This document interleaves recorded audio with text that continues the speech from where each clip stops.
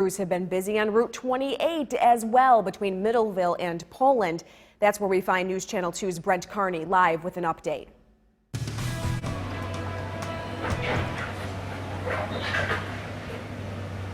Good evening, Kristen. Here in Herkimer County, specifically where we are on Route 8 in Newport, DOT crews are hard at work trying to get this section of the road open. And this part of the road was just, I'll take you over here, was just completely devastated after this weekend's flooding. You can see that this whole section is just completely gone, the guardrail and everything. And that was because the floodwaters were so strong here that it just eroded away at this pavement.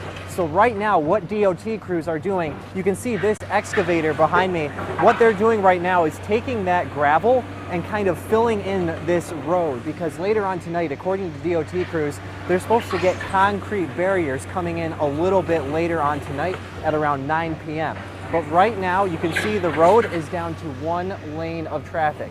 Just behind me, there's actually a modified traffic light that is kind of preventing people from going in and out. So it is down to one lane right now. And also, good thing to know is that there is a polling place just on the other end of this road. So if you do plan on coming out here to vote here in the town of Newport, you're going to want to offer yourself a little bit of extra time because of this construction right here.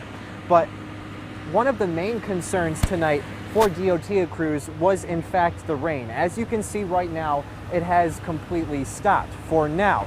But what DOT crews, specifically Jim Mifacola, told us was that the rain could have the potential to cause more mudslides in the area. And speaking of mudslides, we are also hearing that Route 28 was reopened. And of course, we have a complete list of road closures and updated lists on our website at WKTV.com. But as far as we're concerned right now, they're going to be here for quite a while. But for now, reporting live in Newport, I'm Brent Carney for News Channel 2. Kristen, back to you.